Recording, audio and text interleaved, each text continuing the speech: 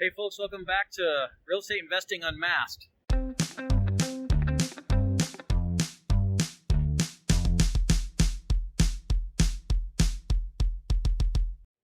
So one of the things that is really causing me concern right now is inflation. We haven't had a whole lot of inflation, but here's the problem. The Federal Reserve and the European Central Bank are both wanting to have inflationary pressures on their currency. The problem with that is, with the Federal Reserve saying that they want to have inflation, they want to increase it. Their target has been 2% for the last several years, and they haven't hit that. So they really want to push inflation, and they want to try to get it to be an average of 2 to 2.5%, which means they got to go above 2% or 2.5% to get there. With what I had mentioned about the Fannie Mae and Freddie Mac trying to charge an extra 0.5% for any refinancing fees, they backed off on that, which is a good thing. But here's the issue now. You've got a Federal Reserve that wants to cause inflation. That means for right now, if you have money in savings, you probably should be buying some assets. And by assets, I mean something that you can touch, something that's tangible.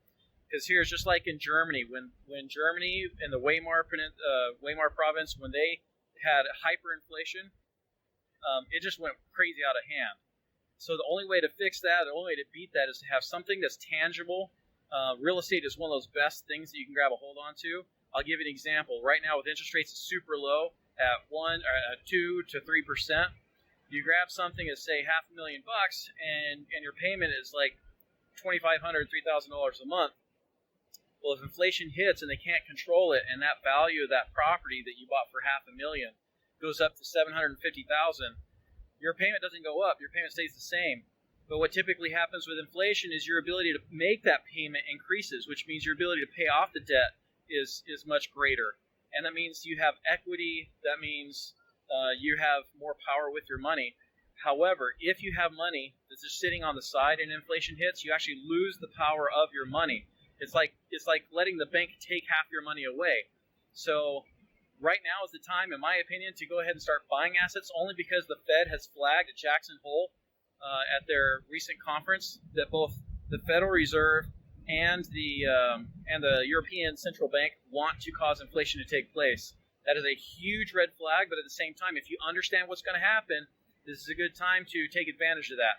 So once again, the way to take advantage of inflation is to buy an asset, whether that's an appreciating asset especially. So a house would definitely do that. If you can afford a house in a place where you can rent it out for more than what your mortgage payment is, that's even better, because as inflation hits, you can increase your rent and the appreciation on your house will go up.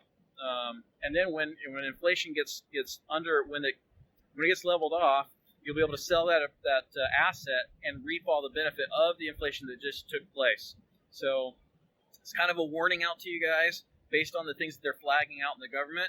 You got to be paying attention to this stuff, because when they come out with these notices that saying, hey, we kind of wish we could get the American people to be comfortable with inflation, you really got to take advantage of that information. I'm starting to look now to buy property in Southern California, so it might be something you start taking a look at. Go take a look at some of the articles. I'll try to post one or two down below so you guys can see it. If you have any questions, please hit me up in the comments, and I'll see you later. Don't forget to subscribe.